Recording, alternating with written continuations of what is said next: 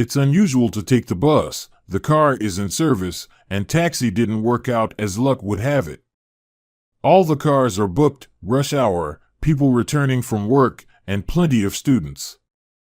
John, like many on the bus, was staring at his phone, but it didn't last long. Due to the traffic jams, the bus jerked, and since he was sitting facing backward, he started feeling motion sickness. His head was spinning.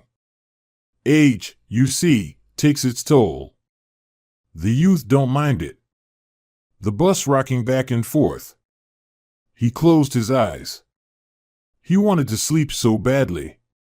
He stayed up late watching TV yesterday. Not because the series was interesting. He just didn't want to sleep. Ever since Molly died, John's sleep problems never left him. For years without Molly, you'd think it's time to somewhat calm down. But no. Sleep became a luxury for him.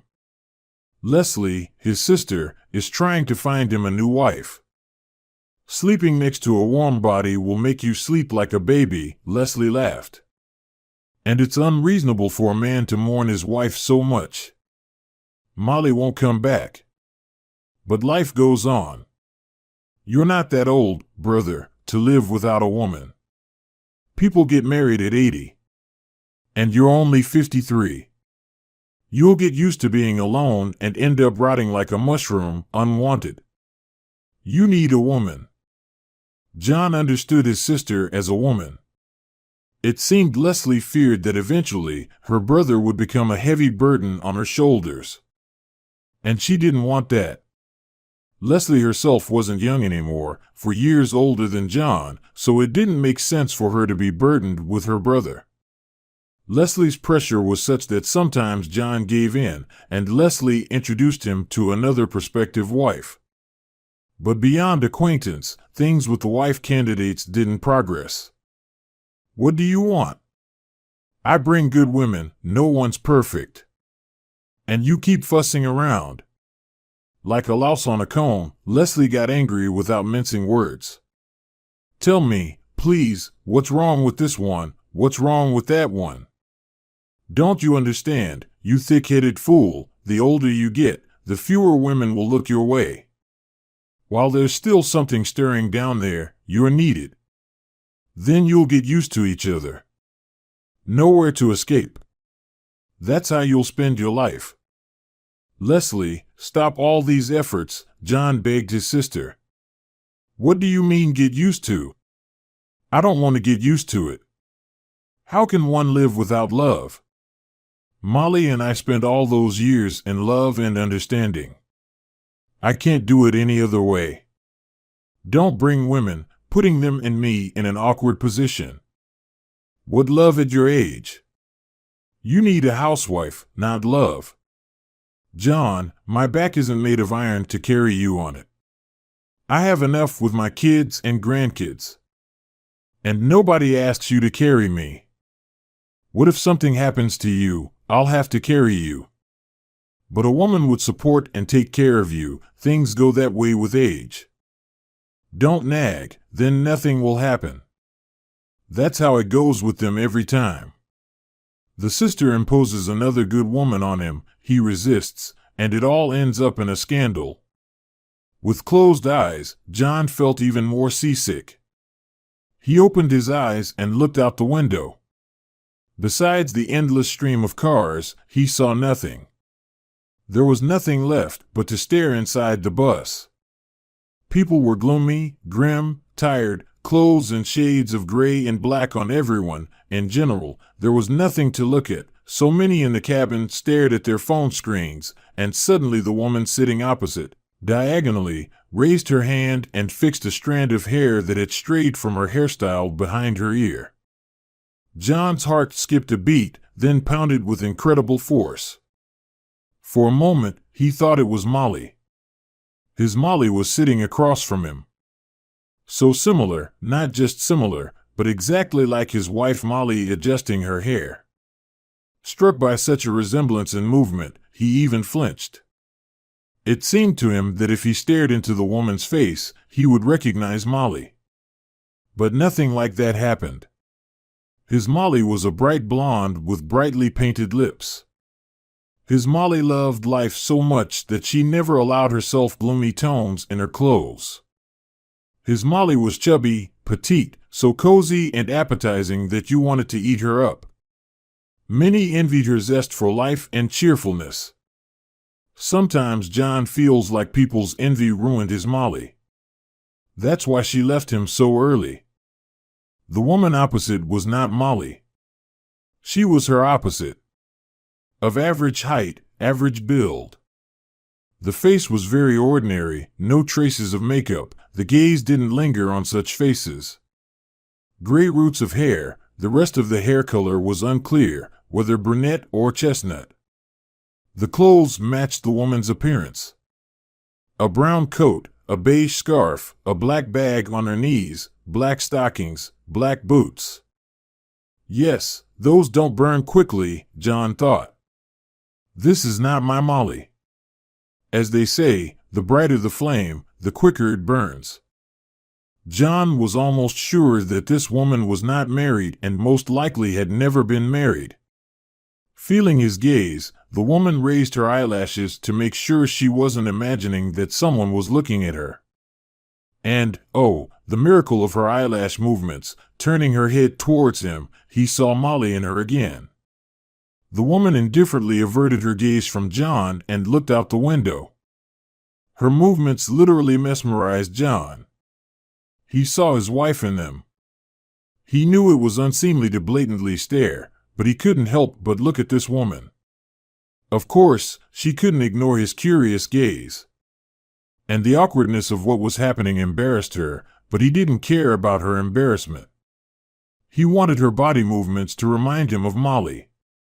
Finally, she couldn't stand it and asked, "Do we know each other?" And again, a miracle. No, Molly's voice was high, almost childlike. The woman sitting across from him had a low voice, but the intonation was the same as his wife's. He hesitated for a moment, not expecting her to talk to him. "No, we don't know each other," John replied. Their conversation attracted the attention of the people sitting nearby, which embarrassed the stranger. She didn't continue the dialogue and turned to look out the window. Even when she looked out the window, tilting her head slightly to the shoulder, it was exactly like Molly used to do. For the first time since his wife's death, John was interested in a woman, and she had a completely unremarkable appearance, but with movements that were so familiar and dear to his heart. He knew he would get off the bus with this woman, and then whatever happens. He didn't even know why he wanted this, but he couldn't resist the desire to follow the stranger. The woman had nothing to look at out the window all the time, and she didn't want to turn her face towards John. And she couldn't resist and asked angrily, "Listen, what do you want? Why are you staring at me?" Many passengers on the bus turned towards them, and John just shrugged and sheepishly smiled. He's in love. Someone joked on the bus, and everyone laughed. "Can I get off now?" The woman asked the driver. "Anyway, we're stuck in traffic." The driver silently opened the door. The woman fluttered out of the bus, and John followed her. Maniac, the same joker on the bus laughed, is following.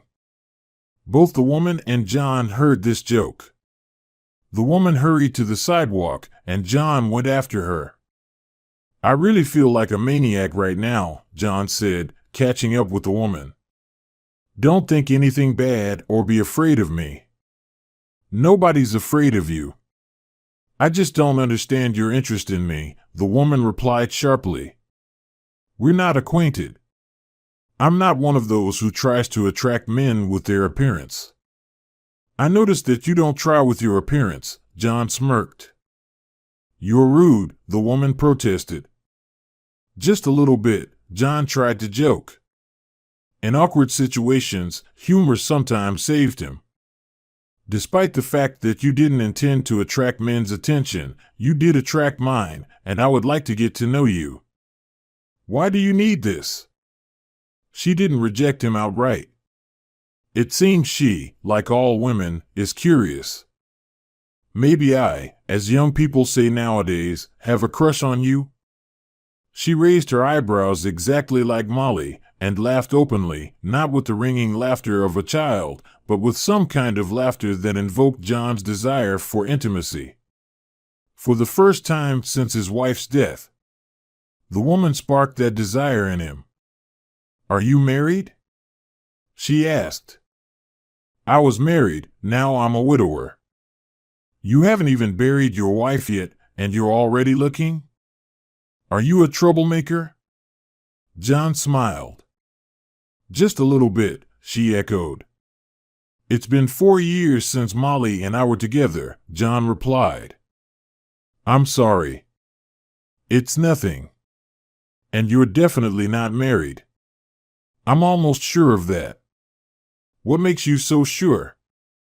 "You'd reject me right away." He didn't dare say that her appearance betrayed abandonment, disappointment, exhaustion. "Maybe I need a lover?" She laughed. "You contradict yourself.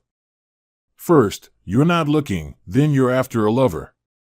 "My name is John." "Abby," she introduced herself, blushing. Yet Molly never blushed, John thought, and took Abby's arm. She wanted to pull away, but he held her firmly. "It's more convenient to walk like this," John said. "And then it's getting dark, you might trip. You know how the sidewalk is around here." She didn't try to break free, she just said, "And you're not wasting any time. Seems like quite the walker. Weak to women." "You're offending me. Believe it or not, I never cheated on my wife, and I haven't been with any women since her death. Although my sister tried to set me up, but today seems like my day. I wanted to get to know you, not just any woman, but specifically you." Abby looked at John in surprise, and her gaze pierced his heart with pain. "Don't look at me like that. Or I don't know, go ahead, look." "So should I look or not?" Abby laughed, and her laughter again stirred desire in John, not the innocent laughter of a child, but something that made John desire her intimately. "Look, here's my home, I've arrived," Abby said. "And are we just going to part like this, and that's it?" John asked. "No, I don't agree. Invite me in." For some reason, he was afraid to admit why he was afraid to invite Abby to his place. It seemed to him that Molly's spirit would be disturbed there. Not in an esoteric sense, but in the sense that besides Molly, there wasn't a single woman who reigned there. Exactly reigned. "You're even bolder than I thought," Abby replied discontentedly. "Straight to bed, huh? What about the honeymoon period?" "I'll go buy candy and flowers right now." "Enough," Abby snapped. "It's time for me to go. We joked, and that's it. I'm not the one you need, John, forgive me." She gently pushed him away and quickly walked to the entrance of her building. John was a little taken aback. That was enough for Abby to enter the entrance, and the heavy iron door slammed shut behind her. Yes, he must have rushed with his desires.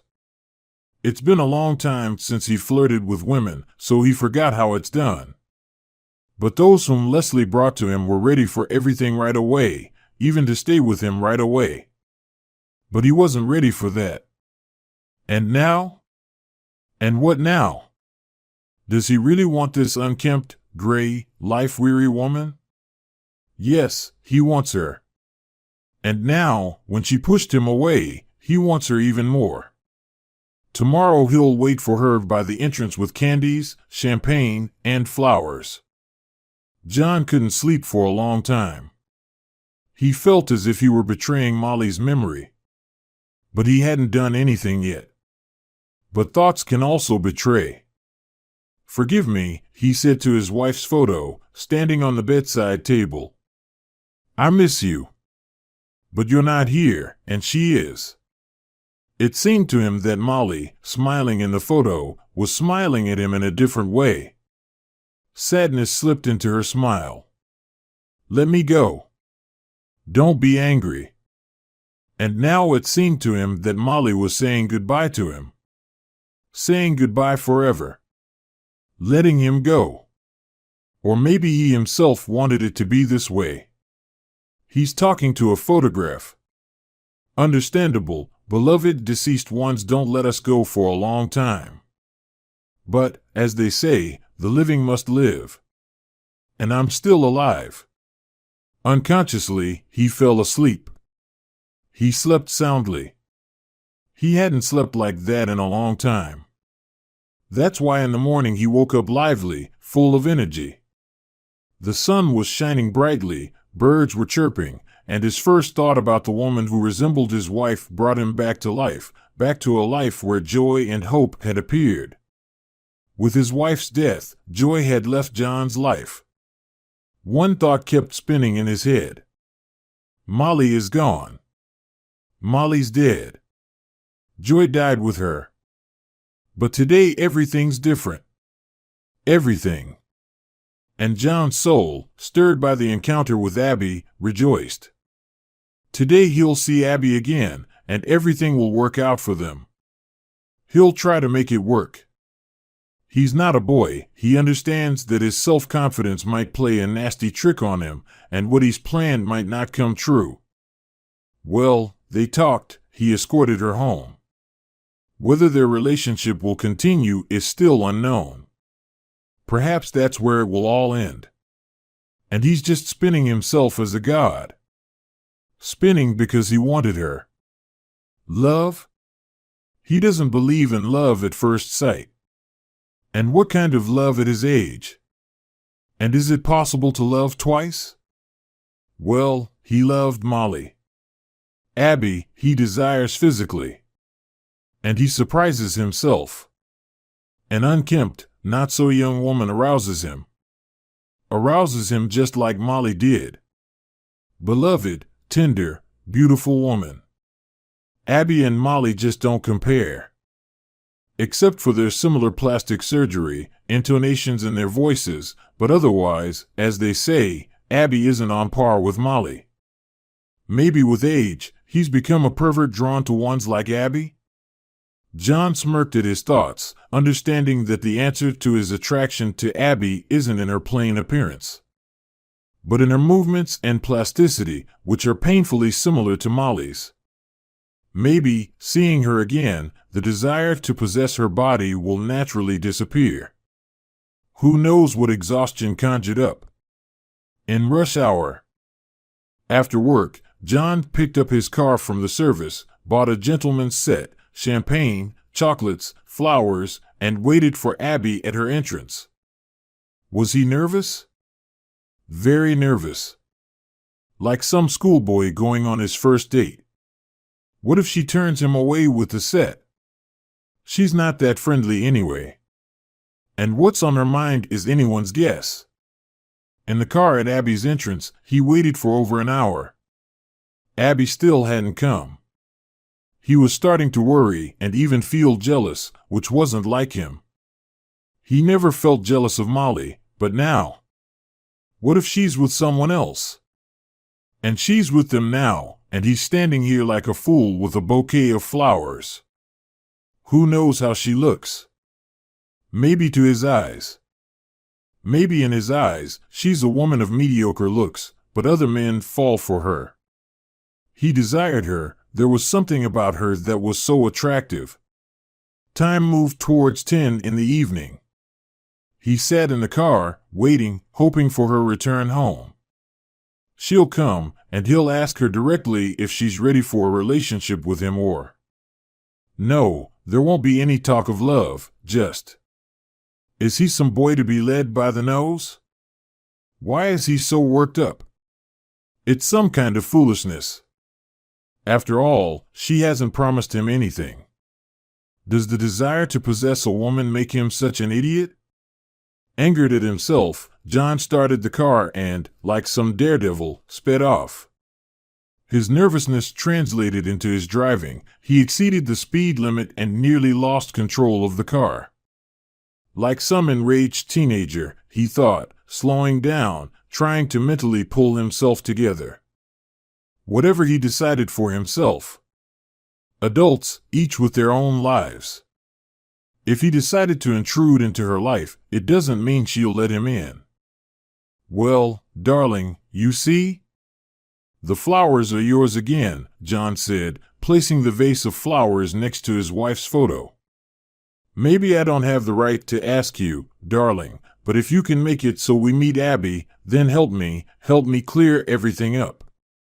After all, you let me go. If I noticed Abby, then you let me go. It seemed strange to him that Molly was mocking him. She had always been a jester. And now she's laughing, as if to say, struggle, my dear, struggle, because what is dear to us isn't given easily, it's given with difficulty. And he struggled, tossing and turning in bed. Abby wouldn't leave his mind. What's strange is that he never felt jealous of beautiful Molly. But this plain moth, he was angry at her, angry at himself. And anger wasn't his helper. On the contrary, it hindered John from falling asleep. Now, without the bouquet, he sat in the car at Abby's entrance. Yesterday, when he couldn't sleep, he decided he would never go to her entrance. But after work, without much thought, he directed the car here. He didn't have to wait long. Apparently, she doesn't have a date today. That's why she walked slowly, tilting her head slightly to the right. There was something strange about her gait. And her figure, her plasticity here was far from Molly's plasticity. Yesterday, when they walked together, when he was drunk and enchanted by her, he didn't notice anything like that in her gait. And now from the side, as they say, it's always clearer. Abby. John called and jumped out of the car. She flinched and stopped. She didn't turn towards John, just stood and waited for him to approach. Hello. John reached out to her and kissed her cheek. She flinched again. Am I scaring you, Abby? He was delighted to meet Abby, like a child given a toy he had long dreamed of. I waited for you yesterday, waited for a long time, but you never came. Where were you? Abby raised an eyebrow in surprise and smirked. Aren't you taking too much upon yourself, John? Do I owe you an explanation of where I go and what I do? No, I just really wanted to see you. He noticed right away. Abby dyed her hair. Her lips were painted pink, her lashes tinted. To say that it changed Abby's appearance would be lying. It just added a bit of brightness to her look and nothing more. Did she do this for me? Was John's first thought. Then I have a chance. Let me take the bag. I see it's heavy, I'll help carry it. Oh, I bought chocolates and champagne. Wait, I'll get them now. And the flowers? Abby asked disappointedly. The flowers were yesterday. But now. John snatched the bag from Abby's hands, tossed it into the car, seated Abby in the front seat, and they drove off. Where are we going? Abby asked. Wait and see, John replied, stopping the car at the flower shop. She smiled, burying her face in the bouquet of tulips and daffodils. Maybe you wanted roses? John asked. But I thought tulips and daffodils were better. It's their season now. I can always give you roses to please you. No, you're right, Abby smiled, closing her eyes and inhaling the scent of the flowers. They smell like spring. So exciting. It's been a long time since I received flowers. I mean from men. But from colleagues, for birthdays, or on International Women's Day, it's completely different. It's not exciting at all. I'm glad I pleased you. What about the champagne? Do you like it? I love it, Abby admitted. We'll drink it tonight. Will you invite me in? I promise to behave myself, John smiled. I invite you. And I'm sure you'll really behave. You just won't want to behave any other way. On the contrary, I really, really want to, but never without your consent. Do you believe me? John looked seriously at Abby. Even if I agree? Well, okay then. We're here. Let's go. John carried the bag with groceries into the kitchen and rushed to attend to Abby. He removed her bulky beige scarf, which covered almost half of Abby's figure. She seemed so small and vulnerable to him. He helped her remove her brown coat with a hood. And when she turned to him, he saw a hump on her back. Surprised, John froze with the coat in his hand. Well, are you ready to misbehave now? Abby smirked. Or maybe you've changed your mind about the champagne. She tossed her head back sharply. They collapsed onto the hump, but it didn't cover it completely. It slightly protruded from under her hair. Of course, what John saw caught him off guard. Of all things, he never expected Abby to have such an obvious physical defect. That's why her gait seemed strange to him, but her head movement made him forget about what he saw a minute ago. She silently walked into the only room in the apartment, took a vase for flowers, filled it with water from the tap, and placed the flowers. He watched her, transfixed. Are you leaving? She asked, burying her face in the flowers. She couldn't look at John, apparently afraid to read in his eyes what she was rejected by him. When she leaned down towards the flowers, the hump inconveniently protruded from under her hair. It really did. It seemed to have a life of its own, not connected to Abby's life. It hides when it wants to. It protrudes when it wants to. And at the most inconvenient moment. The moment when, it seemed, John had momentarily forgotten about it. Abby's question hung in the air. He did want to leave. To hide from reality.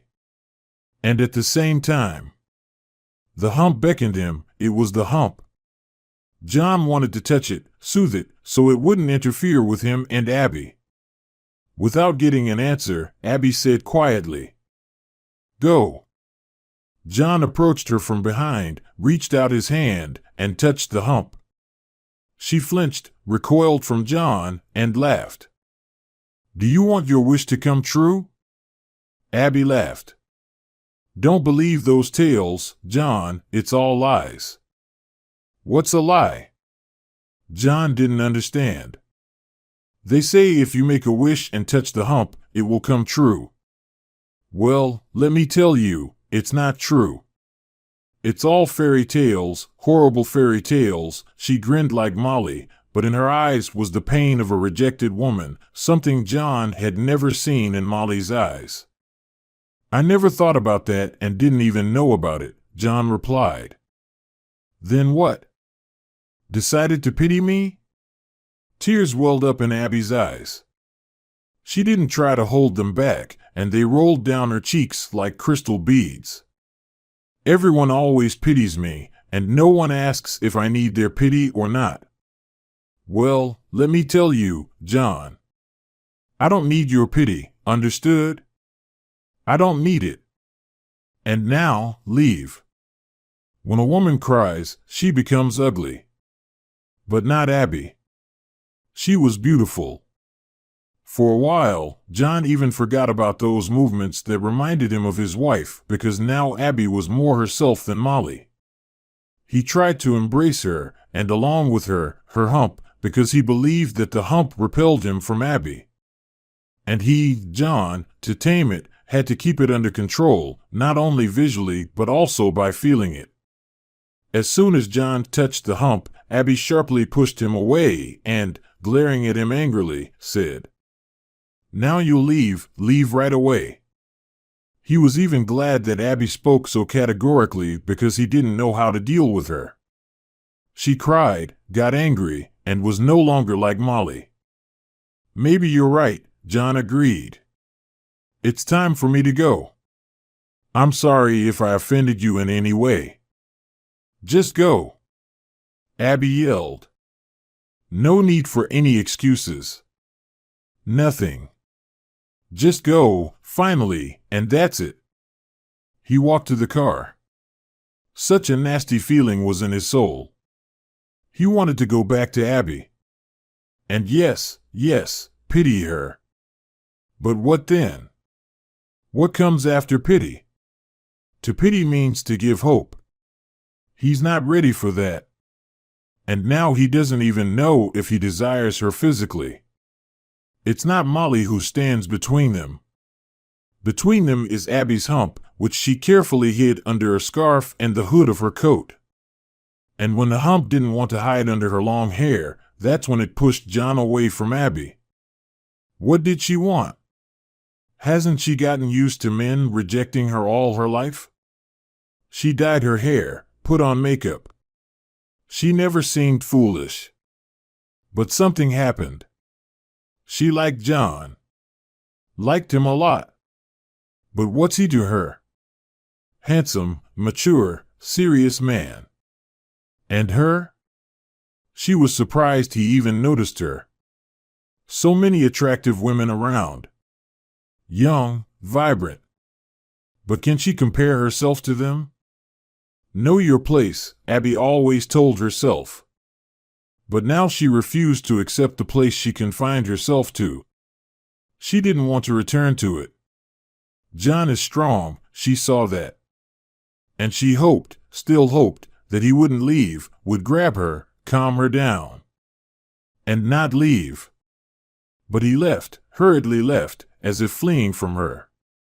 She sat at the kitchen table, looking at the bouquet John gave her, at the champagne they never opened, trying to calm herself down. She lived without a man's love for so many years, didn't hope for anything, not even for love, not even for attention, but here she was, hoping for female happiness. Abby wiped her tears. From today, she decided not to hide her hopes inside herself. She decided to drive them out of her miserable life forever. Is her life as a woman over? Yes, it never even began. So there's nothing to cry about. But fate gave her one last bright gift in the form of a meeting with John. Here are the flowers from him, which will wither quickly. She'll throw them away, and it will be as if nothing ever happened, as if it was just a fleeting dream that faded away. But it hurts so much, unbearably so. She just needs to calm down and keep existing, even though she has nothing and no one to cling to. Aunt forced her, the old helpless aunt made her live. She raised Abby. Even her own mother wasn't needed. After divorcing Abby's mother, her father was seen 4 times, and then disappeared somewhere, as if he had never been there at all. Abby remembered him unshaven, with swollen red eyes, and he smelled unpleasantly. Poor us, Abby, no one needs us, he croaked, as if mocking, because after the divorce from her father, Abby's mother quickly remarried and decided to send Abby to a boarding school. Abby didn't like her stepfather, she felt it straight away, because under his gaze, Abby's skin started to itch as if bugs were crawling on her. Her stepfather turned away from the girl with disgust and refused to eat at the same table with her. Feed her separately, Abby once heard. Her stepfather's tone was disdainful. Even then she understood she wasn't like everyone else. They avoided her, her mother was embarrassed by her and tried to appear with her in public as little as possible. Only Aunt Miranda pitied her, and when her mother decided to enroll Abby in a boarding school, Aunt objected to her sister's intention. Are you out of your mind? With a living mother?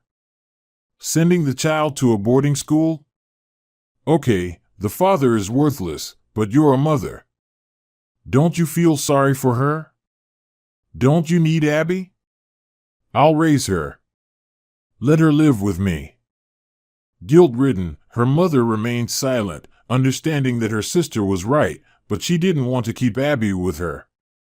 She didn't want the girl to interfere with her personal life. By that time, her mother was pregnant with her second child. Perhaps Abby was looking forward to her mother and stepfather's baby the most. She thought the baby would love her because she would love it very, very much. Love it so much that it wouldn't be able to respond to Abby with either love or disgust. How old was she then? 7 years old. Of course, at 7, everything seems fixable, and love can be earned or won. But what is she thinking about now? 43 years with a hump on her shoulders. Is she dreaming of love? Stupid, silly girl. She wasn't born for love or to be loved. Maybe not loved at all. In this uncomfortable world, a person wouldn't survive. There's one person who loves her. It's her Aunt Miranda.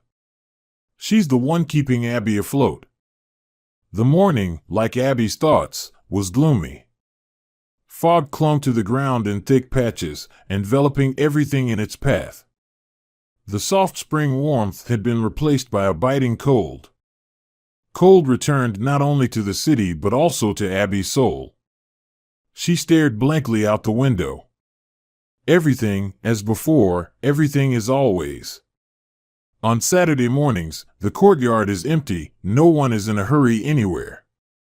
From the street, it seemed to her that cold and fog seeped into her house through the walls and windows. They tried to penetrate Abby herself. She wrapped herself in a shawl, trying to resist the cold and not realizing, John. Who is she fooling? Whom is she calling? If only he had stayed yesterday, if only he had stayed with her, they would have woken up together, and it wouldn't have been so cold, so lonely. He heard a voice calling him. That's why he woke up. Was it a dream? John thought, and thoughts of last night took hold of him. He didn't resist them, didn't push them away. Today, with a clear head, he had to analyze what had happened. Did he want to leave Abby when he saw her hump? No, at first he didn't. She still mesmerized him with her movements, and he pitied her. Now it seemed to him that it wasn't Abby herself who repelled him and drove him away. The hump didn't want to let them get close to each other.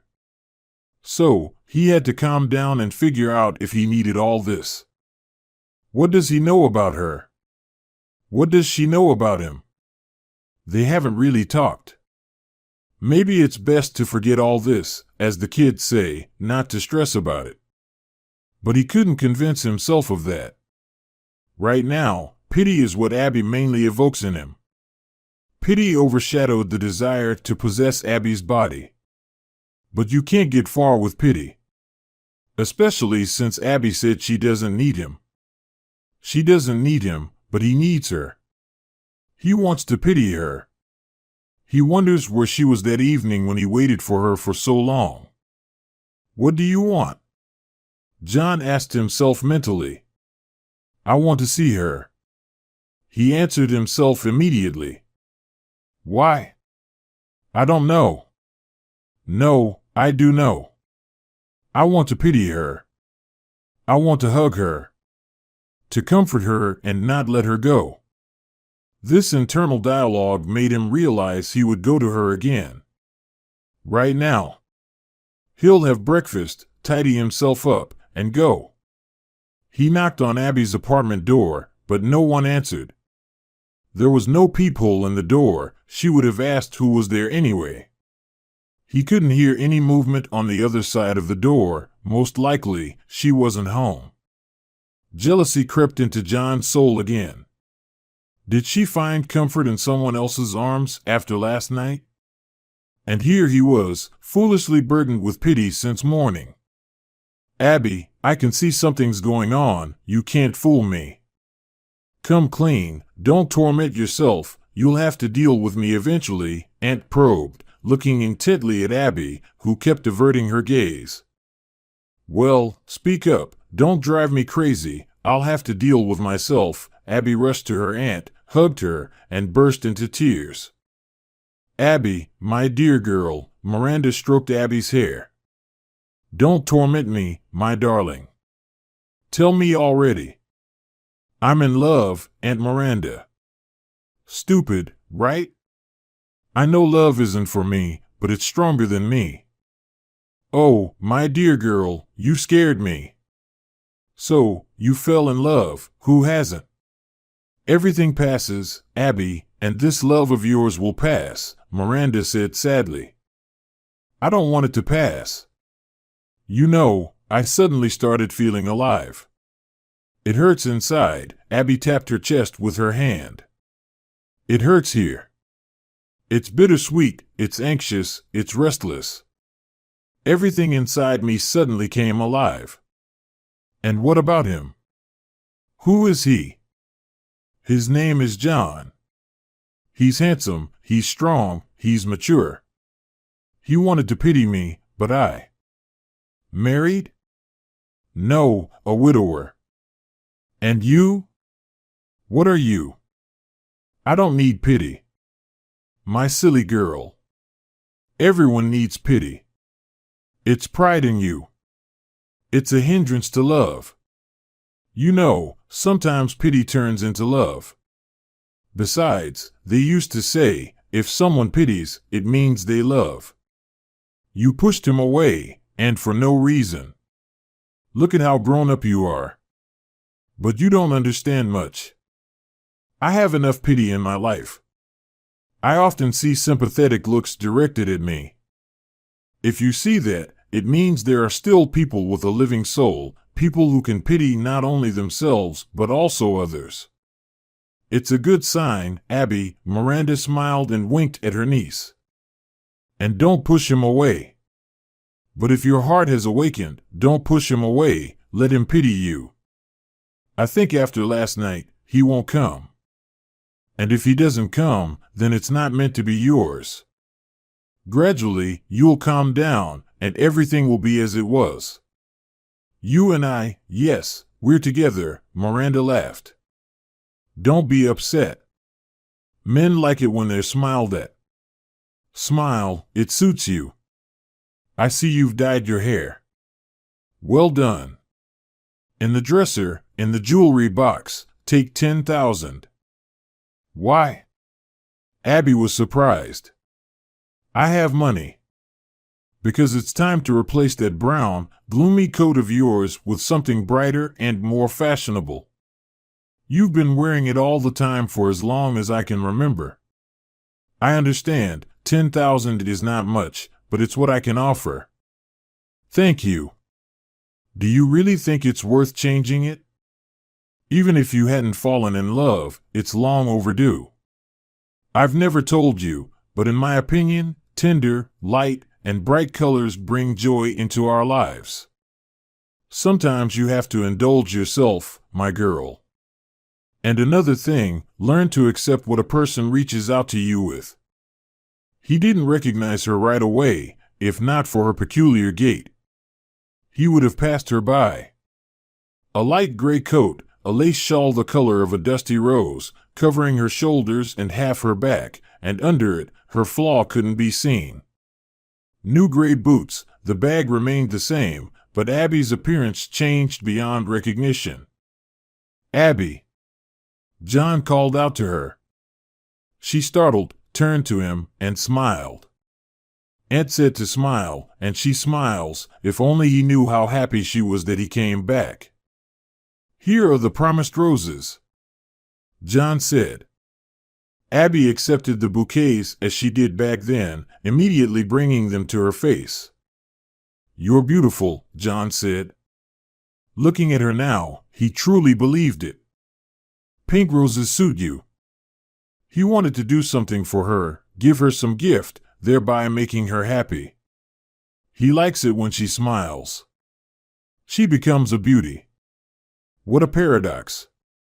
And when she cries, and when she smiles, he can't take his eyes off her, even though at those moments she's nothing like Molly. Let's go, John said decisively and helped Abby into the car. Where to? Abby smiled, hugging the bouquet to herself. You look all new, beautiful. I want to give you a small gift that you'll choose for yourself.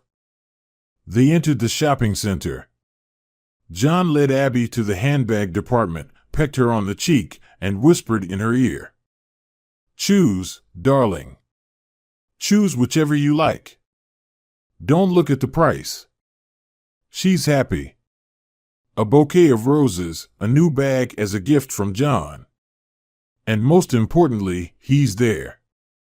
A little anxious, they'll be home soon, she'll take off her coat with the shawl, and maybe he'll run away from her again. I hope we'll open champagne tonight, John asked, helping Abby undress. We'll open it, Abby said uncertainly, and trying not to show her hump to John, she turned sharply to him. She draped the new shawl over her shoulders and let her hair down. No need, John said, took the shawl off Abby's shoulders, and hugged her. Her hump was within his reach. He stroked it, embraced Abby, kissed her, and said, My angel, you're my angel, do you understand that? She smiled awkwardly and guiltily, shook her head negatively, and burst into tears.